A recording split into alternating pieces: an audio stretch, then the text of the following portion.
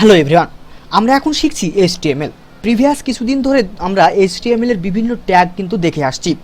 H1 থেকে H6, image, paragraph, OL, UL, LI, list, unlist সব কিছু কিন্তু দেখে আসছি আমরা। সো এগুলো কিন্তু ছড়িয়ে ছিটিয়ে দেখে আসছি।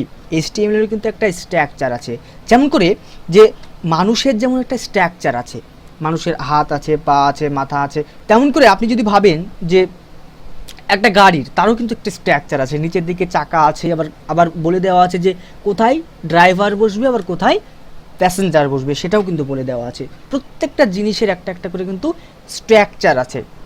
সো HTML-এরও কিন্তু একটা স্ট্রাকচার আছে।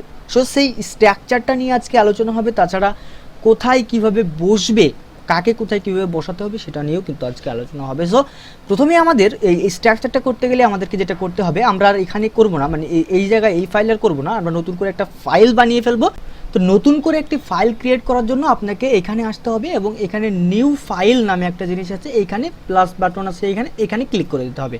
সো এখানে ক্লিক করেই যেটা করব আমরা সেটা হচ্ছে অ্যানাদার, মানে একটা অ্যানাদার ফাইল যেহেতু করব আমরা, মানে HTML এর জন্য, তো অ্যানাদারই নাম দিয়ে দিচ্ছি যে অ্যানাদার ডট HTML দিয়ে দিলাম এবং এন্টার প্রেস করে দিলাম। তাহলে কিন্তু আমাদের এই অ্যানাদার ডট HTML ফাইলটা ক্রিয়েট হয়ে গেল। এখন এইখানে আমরা কি করব, HTML লিখব। সো HTML যেহেতু লিখব, তাই আমাদেরকে প্রথমেই যেটা করতে হবে, স্ট্রাকচার শুরু করার সময় যেটা করতে হবে সেটা হচ্ছে এই যে HTML ডক টাইপটা দিতে পারি আমরা ডক টাইপ এই জিনিসটা পরে দেখব, বাট HTML এই জিনিসটা দিয়ে দিই। ডক টাইপ দিয়ে আরও সুন্দরভাবে লেখা যায়, সেটা আমরা স্ট্রাকচারটা দেখব ওটা পরে।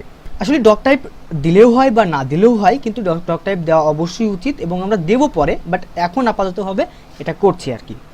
সো আমরা লিখে ফেললাম HTML। এবার একটু এইটা HTML আমাদের লেখা হয়ে গেছে। এখন এটা আমরা একটু জুম করে নিই যাতে আপনাদের দেখতে আর কি সুবিধা হয়, এই জন্য আমি একটু জুম করে নিচ্ছি।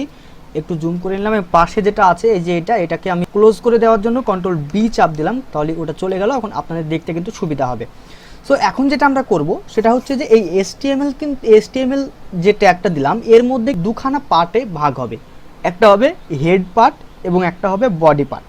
সো প্রথমে যেটা হবে সেটা হচ্ছে কি যে হেড পার্ট। সো এই হেড পার্টটা যেটা হবে সেটা হচ্ছে এই হেড শুরু হেড শেষ, এবং এটা হবে উপরের, মানে এই যে মানুষের যেমন একটা থাকে না হেড, মানে মাথার একটা পার্ট, আবার বডির একটা পার্ট থাকে মানুষেরও। সেম প্রথমেই বলেছিলাম যে মানুষের মতো স্ট্রাকচার আছে একটা। সো তারপরে নিচের দিকে যেটা হবে সেটা হচ্ছে কি বডি পার্ট। সো বডি পার্টের জন্য আমরা জাস্ট বডি লিখলেই আমাদের বডি পার্ট চলে আসবে, জাস্ট বডি শুরু বডি শেষ। এখন আমাদেরকে যেটা করতে হবে যে এই যে হেড আছে, এই হেডের মধ্যে কিন্তু মানুষেরও কিন্তু হেড আছে, মানে মাথা আছে, এই যে মাথা মানে গলা থেকে মাথা পর্যন্ত, এর মাঝে কিন্তু কি আছে, একটা মুখ আছে। সো এরও কিন্তু একটা মুখ, অথবা টাইটেল, মানে মাথার মধ্যে একটা কি থাকবে, টাইটেল থাকবে। সো টাইটেলটা আমাদের দিতে হবে। টাইটেলটা দেওয়ার জন্য জাস্ট টাইটেল লিখলেই আমাদের কিন্তু টাইটেলটা চলে আসবে। সো টাইটেল লিখলেই টাইটেলটা চলে আসবে। টাইটেলের মধ্যে কি লিখবো আমরা, এটা আমরা একটু পরে দেখছি যে টাইটেলের মধ্যে কি লিখবো। তার আগে আমরা যেটা দেখবো সেটা হচ্ছে বডি। এই বডির মধ্যে কিন্তু আমাদের সব, এই যে আমরা এতদিন ধরে যে HTML-গুলো লিখলাম এই সবগুলো কিন্তু এই বডির মধ্যে যাবে। অর্থাৎ আমরা যাই লিখি না কেন সবগুলোই কিন্তু বডির মধ্যে দিতে হবে আমাদেরকে আর কি। এই যে এইগুলো কিন্তু সব কিন্তু বডির মধ্যে যাবে। সো আমাদের আর কি বডির মধ্যে এখন আপাতত হবে একটা H1 ট্যাগ নিয়ে নিচ্ছি এবং এখানে জাস্ট হ্যালো কথাটা লিখলাম এবং হ্যালো স্টার্ট দিয়ে দিলাম আর কি। এই হ্যালো স্টার্ট দেওয়ার পরে আমাদেরকে এই পেজটাকে আবার আমাদেরকে লাইভ করতে হবে। লাইভ করার জন্য আমরা কি করব, আমরা তো জানি সেটা হচ্ছে যে রাইট ক্লিক করব। রাইট ক্লিক করার পরে যেটা করব সেটা হচ্ছে ওপেন উইথ লাইভ সার্ভার, এখানে ক্লিক করে দেবো।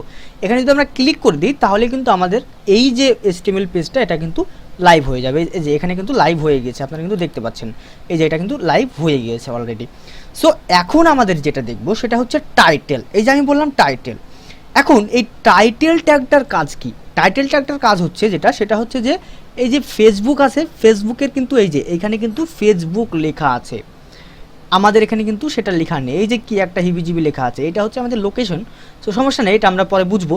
কিন্তু এই যে এইটা কিন্তু হচ্ছে কি যে ফেসবুকের কিন্তু একটা টাইটেল আছে, সেটা হচ্ছে ফেসবুক, এবং আমাদেরও কিন্তু একটা টাইটেল লাগবে। সো এই টাইটেলের কাছে যদি যে বলি যে ভাই আমাদের এটা হচ্ছে যে টাইটেলটা আমাদের হচ্ছে যে অ্যানাদার, আমাদের এটা হচ্ছে অ্যানাদার HTML পেজ, আমরা দিয়ে দিলাম আর কি অ্যানাদার HTML পেজ। এখন যদি আমরা যাই, গেলেই কিন্তু আমাদের এই যে অ্যানাদার HTML পেজ কিন্তু আমাদের হয়ে গিয়েছে। এটা হচ্ছে টাইটেল। আরও একটা জিনিস আছে যেটা, সেটা হচ্ছে এই যে ওদের এখানে ফেসবুকের আইকনটা আছে, আমাদের এখানে কিছু নেই, তবে এই আইকন একটা স্পেশাল ট্যাগ আছে। সো সেই ট্যাগটা আমাদেরকে দেখতে হবে এবং ইউজ করতে হবে, তাহলেই কিন্তু আমাদেরও এইরকম একটা লোগো কিন্তু চলে আসবে। সো এখন যদি আমরা এখানে যাই, যাওয়ার পরে আমরা ওই যে স্পেশাল ট্যাগটা কোথায় অ্যাড করব, সেটা হচ্ছে এই যে হেডের ভিতরে কিন্তু অ্যাড করব, এই টাইটেলের নিচে। সো টাইটেলের নিচে একটা গ্যাপ দিলাম, দেওয়ার পরে এইখানে ট্যাগটা ইউজ করব। সো ট্যাগটার নাম হচ্ছে ফ্যাব আইকন। কি বললাম? Fab icon. এই ফ্যাব আইকন যদি অ্যাড করতে চাই, তাহলে আমাদেরকে যেটা করতে হবে সেটা হচ্ছে প্রথমেই আমাদেরকে লিঙ্ক এই কথাটা লিখতে হবে। এখন লিঙ্ক যদি কথাটা লেখেন, তাহলে কিন্তু নিচের দিকে দেখবেন ফ্যাব আইকনও চলে আসছে। সো লিঙ্ক ফ্যাব আইকন, এখানে যদি ক্লিক করেন তাহলে এইরকম একটা লাইন কিন্তু পেয়ে যাবেন। এটা কি, এটা আপনাদের বোঝার দরকার নেই এখন আপাতত হবে। এখন আমরা যেটা করব সেটা হচ্ছে কি যে এই রেপ লেখা আছে, এখানে আমাদের সোর্সটাকে বলে দেবো। সো আমরা একটা ইমেজ নিয়ে আসি, গুগলে গেলাম, গুগল ভাইয়ার কাছে গিয়ে বললাম যে ভাইয়া তুমি আমাদেরকে একটা HTML এর লোগো দাও, লোগো দাও, একটা HTML এর লোগো। এখন যদি আমরা HTML এর লোগো বলে সার্চ করি, তাহলে এই লোগো কিন্তু পাচ্ছি। তো মোটামুটি এইটাই আর কি নিলাম যে এই লোগোটা আমাদেরকে দেওয়া আর কি। তো এই লোগোটার আমরা কি করব, জাস্ট অনলাইন থেকে একটা লোগো নিতে গেলে, ব্রাউজার থেকে লোগো নিতে গেলে কি হবে, মানে লোগো না অ্যাকচুয়ালি ইমেজ নিতে গেলে কি করতে হবে, রাইট ক্লিক করতে হবে। এই যে আরেকবার ক্লিক করছি, দুঃখিত 2 পেজে চলে গিয়েছে। সো আরেকবার ক্লিক করছি এবং এখান থেকে কি করতে হবে, copy image address. So copy image address করে ফেললাম। এখন যেটা করতে হবে সেটা হচ্ছে জাস্ট এখানে গিয়ে আমাদেরকে এই যে একটা লিঙ্ক, ওদের একটি ফ্যাব আইকন লেখা আছে, এটাকে চেঞ্জ করে দেবো আমরা, দিলেই কিন্তু আমাদের লিঙ্কটা অ্যাড হয়ে গেল। এখন যদি আমরা ব্রাউজারে যাই, এখন দেখতে পাবো আমাদের এই যে এখানে কিন্তু আমাদের ফ্যাব আইকনটা অ্যাড কিন্তু হয়ে গিয়েছে। সো আপনারা তাহলে আমরা দেখে ফেললাম কি, আমরা দেখে ফেললাম যেটা, সেটা হচ্ছে যে ফ্যাব আইকন কীভাবে অ্যাড করতে পারি। এখন আমরা যেটা করব সেটা হচ্ছে যে এই যে বডির মধ্যে যেটা আছে হ্যালো আমাদের স্টার্ট আছে, এবং এর নিচে আমাদের প্রিভিয়াস ভিডিও যেগুলো মানে আর কি আমরা লিখেছিলাম, ইমেজ অ্যাড করেছিলাম, সবগুলো কিন্তু আমরা এখানে Ctrl+A করে Ctrl+C করে নিয়ে নিব এবং এই another.html এ আসবো এবং এখানে নিয়েছে পেস্ট করে দিলাম। এখন আমরা এইটাকে যদি এখন আমরা যে দেখি লাইভটা, তাহলে কিন্তু এই যে আমাদের সবগুলো কিন্তু চলে আসছে এবং এটা কিন্তু আর ছড়িয়ে ছিটিয়ে নেই, আমাদের একটা স্ট্রাকচার মেনটেন করে, HTML এর পুরো একটা স্ট্রাকচার মেনটেন করে তারপরে আসছে। এই যে HTML শুরু হয়েছে, হেড শুরু হয়েছে, টাইটেল দিয়েছি, আবার ফ্যাব আইকন দিয়েছি, তারপরে বডি আছে এবং বডির মধ্যে আমাদের মেনটেন করে সব কিছু কিন্তু আছে আমাদের। কিন্তু তারপরেও আমি বলেছিলাম মনে আছে যে আমরা যখন VS কোডে কাজ করি তখন কিন্তু আমাদের একটি ফ্যাসিলিটিস কিন্তু থাকেই, তাই আমরা VS কোড দিয়েই আমরা এই টেমপ্লেটটাকে জেনারেট করে নেব। এই জন্য আমরা যেটা করব সেটা হচ্ছে কি যে আমরা HTML এর যে স্ট্রাকচারটা হচ্ছে সেটা আমরা নিজে একটা করলাম, কিন্তু আরও সুন্দরভাবে কি করব, আমরা আরও কিছু জিনিস আছে এখানে, এইগুলো আমরা দেখে ফেলবো এখানে। সো এইগুলো দেখার জন্য যেটা করব সেটা হচ্ছে কি যে আমাদের এই যে এইখানে আছে এই যে H1 থেকে শুরু করে আমরা যেটা করব সেটা হচ্ছে যে H1 এর আগে যে বডি আছে, বডিটাকে ধরবো এবং বডিটাকে ধরার পরে জাস্ট আমরা কাট করে নিলাম। কাট করে নেওয়ার পরে আমরা যেটা করব সেটা হচ্ছে জাস্ট এইখান থেকে ধরে এইটাকে ফেলাই দিলাম। ফেলাই দেওয়ার পরে যেটা করব সেটা হচ্ছে জাস্ট শিফট এবং এইখানে 1 অর্থাৎ আশ্চর্যবোধক চিহ্নটাকে দেব এবং এন্টার প্রেস করব, তাহলে কিন্তু আমাদের পুরো এই যে ডক টাইপের কথা বলছিলাম, ডক টাইপ কিন্তু এখানে চলে আসছে। সো এই জিনিসগুলো আমরা বুঝবো, তারপরে এই যে মেটা ট্যাগ আছে এটাও আমরা বুঝবো। তার আগে আমরা এই যে বডি আছে এই বডিটাকে রিপ্লেস করে দিই, অর্থাৎ আমাদের সেই বডিটাকে নিয়ে আসি। এবং ওই যে টাইটেলের কথা বলেছিলাম মনে আছে, টাইটেলের কথা, টাইটেল আমরা ওখানে লিখেছিলাম, এই যে টাইটেল, এই টাইটেলটা কিন্তু এখানে আছে আমাদের। সেটা কি ছিল, টাইটেলের নাম কি ছিল, সেটা হচ্ছে যে আমাদের ছিল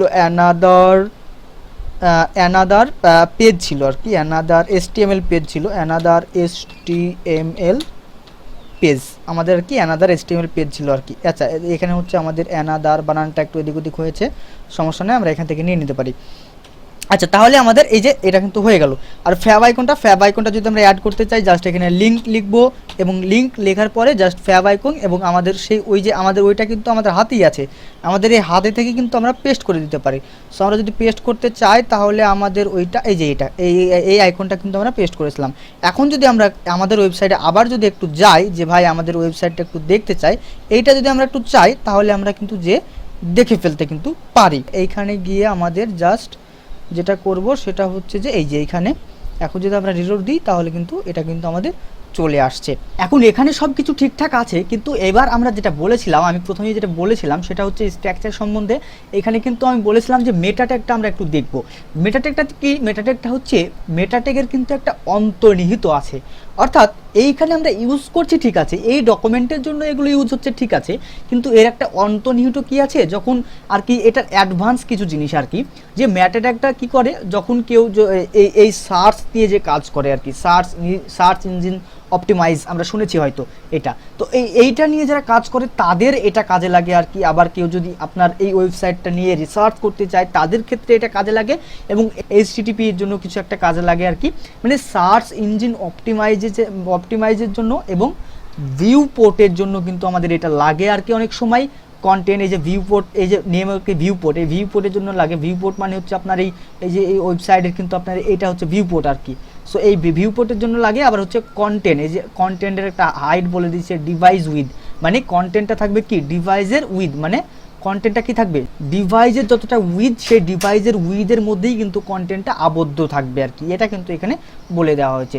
তো এই যে এই মেটাট্যাগের কিন্তু অনেক অন্তর্নিহিত আছে। এটা আমাদের এখন আমরা বাচ্চা পোলাপান, এটা আমাদের এত শেখার দরকার নেই। এটা যখন আমরা অ্যাডভান্সে আরও যাবো তখন আমি ডিটেলসভাবে এটা আলোচনা অবশ্যই করব।